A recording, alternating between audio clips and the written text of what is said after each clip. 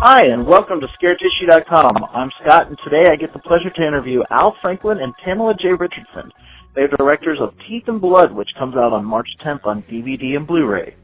Al is the president of Diamond Tower Entertainment and has cut his teeth directing music videos and other short films. He's also a very gifted screenwriter with 2 other films to his credit and several in pre-production. He has been honored by the NAACP for his creative contributions and his community involvement. Pamela also has her own production company, Brass Ring Enterprises. A 25-year vet of filmmaking, she got her start at Walt Disney Pictures in marketing. Her love of writing has led to many ghostwriting opportunities. In 2008, her film Gold Diggin', The Love of Money, which she wrote, produced, and directed, premiered at Cannes. Since then, she has made multiple films that have gone on to be festival favorites. Both, welcome to ScareTissue.com. Thank you very much. You're welcome. So, vampires? Yeah, I love it. What made both of you attack the horror genre with Teeth and Blood? Well, Teeth and Blood was a project that Pamela and I rewrote from a project that was written by my earlier team.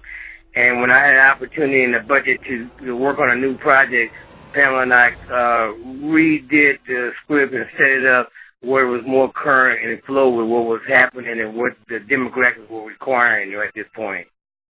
Right, and we also know that we're both big horror fans. We've been fans, each of us, since we were kids up until now. You know, True Blood and Vampire Diaries are 2 of my favorite shows right now. So we decided to capitalize on what we know is a really big market and a love of ours, and do a horror film that was a little bit different, that had humor and just a different take on the horror genre. And we wanted to work with the team of actors that we've been working with. Most of them we've been working with for years, and we have a great love for each other, and we had a good time making this film, and we just knew it was going to be a great project when we completed it. We don't know if we're going to make $10 billion or we're going to make $1, but we knew we were going to have a lot of fun and make a good project, and I think that's what we accomplished here. We made something that we could be happy with, and that's at the end of the day, I can't ask for anything more than that. That's the only thing I can control. If we were happy with what we did, and I am thrilled with it. Very good. I liked it. It was a very interesting take on everything. Can you tell us a little bit about the film? Oh, okay. The film is a low-budget film that we made look like it cost at least $1 million or so. We had a lot of fun doing it, as Al said, but we also had our challenges too. But we were able to overcome every single challenge that came our way and get our film done within the time frame allotted. We didn't go over schedule as far as the shooting schedule. And we were very fortunate to have Robstar Entertainment, who was flexible, and when we needed to, get a little extra cash, they were there for us. And we really appreciate Robstar and Robin Thompson's support in the film, because she saw the vision and saw how hard we were working. So, yeah. One thing I just mentioned real quick about Robin, and I'll just say this real quick. When you have a lot of executive producers, when you get a fire or a problem on the set, they run away. She's the kind of person that grabs the water hose, whether it has water or not, and run to the fire, and she will get the fire out. And I'm really impressed with her as executive producer and look forward to working with her again. Very good. Why do you think the vampires would be drawn to Hollywood? Well, if you really know anything about Hollywood, they've always been here. They're really here. I'm telling the truth, and I'm going to get in trouble for it. It's not now. It's really, in a way, Hollywood is a vampire type of atmosphere. Everybody's sucking on each other so they can live a little bit longer, get 5 more minutes of screen time, get on the next project. Who I have to bite to live, so that is Hollywood. Right. Yeah, I did like that too, because I always think about the immortality of being a movie star versus The Immortal. So it does make sense that the two would be drawn together in the horror films. Starry Eyes, with the same concept too, which both of them were really good films. Were either of you True Blood fans? Because it's Teeth and Blood just seems to be a prequel to that series, just set in L.A.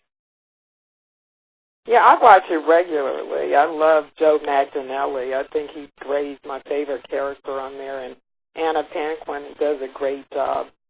So, yeah, I think that really opened a lot of doors for horror's resurgence. We all know that horror has always been there with the Chill Channel, but now I think True Blood brought horror to a larger market, and it really spawned the Vampire Diaries and other films that came up. I mean, other TV shows that came up after that. Of course, Twilight it was a groundbreaking movie. When True Blood came out, I wanted to watch it, but I know we were going to do this, and we were working on it in pre-production, and I didn't want to look at anything and, accidentally get something in my brain or see something I wanted to do and wouldn't do it because I thought that it might be, familiar and maybe accused of copying somebody else. So I stayed away from all of the vampire movies, the Edwards and right. True Blood and a few other ones that came out because I just didn't want to be influenced, and I just whatever came out, I wanted it to be out of me. Well, very good. One of the most interesting concepts in Teeth and Blood is that the new vampires are more animal-like instead of the slow, sophisticated style of the old guard. They take what they want when they want it. Was that an intentional and did you intentionally try to make a statement, or is that just something that I kind of misread in there? No, you read. We wanted to show that they were trying to actually assimilate and trying to, do the right thing. But but in doing that right thing, they were messing with all the other cults, and all the other cults didn't like what they were going to become. They would become weak and almost mortal, and they liked that immortal feeling, and that's what caused the conflict. And Augustine, he was just trying to, control all of the vampires, so all of the vampires could live. But, you can do the right thing and it still don't work out. And also in just perspective to what you just asked, it was definitely intentional to make them more animalistic because what we wanted to show is the true nature of vampires is that they're indiscriminate. They suck blood from whoever they need to suck blood from to survive, just like Hollywood sometimes. So there's the analogy between Hollywood and the vampires, and that's one of the reasons also that the whole Hollywood vampire making a movie and trying to suppress his true nature is in the script, was in the movie. And if anything, that would be a statement and is really below the radar, and I think the actors would get a kick out of this, is that the vampires turned on the media at the end. I'm not giving it away because you don't know what I'm talking about, but if you saw the movie, you know what I'm talking about. So I know Tom Cruise and all the, Denzels and the major actors would love to play this role and do what these vampires are doing. Are we looking at a franchise spawning from Teeth and Blood? It feels like it. I mean, just from the energy I'm getting from everybody out there, it has a Rocky Horror Picture Show continuation because we don't take ourselves that serious, but we are serious about what we're doing. And I think the public gets a feel where they might want to see these people again. And if the numbers are right, we're coming right back. We got something for them. But yeah, it could turn into a television show. It could turn into whatever the powers that be decide that they want to do with it. But it has wings. It has wings. It can stretch out. Right, and yeah, it really does have franchise potential. We have been kind of throwing around ideas for a sequel because it's a low-cost way to do a movie that can attract a lot of people and garner a lot of attention. Our timing's really good on the vampire genre, but also we want to continue to find different ways to get the vampire story across.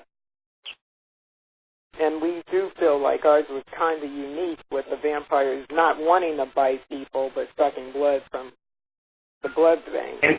And the way ours is set up, especially for the next one, it'll be compared to what Empire is doing. It's bringing in a lot of major stars to play their particular role for whatever period of time that it takes for them to live and die, Walking Dead style, you know. So, yeah, it could be a great franchise, and, you know, I'm excited about the whole project. This is the first step in many, just like Star Wars. They had to start somewhere, because Star Wars started at the top of the mountain, you know. But, you know, I'm so excited about this whole project. Well, very good, and thank you for taking the time to talk with me today. And everybody, check out Teeth and Blood on DVD March 10th. This is Scott with ScareTissue.com.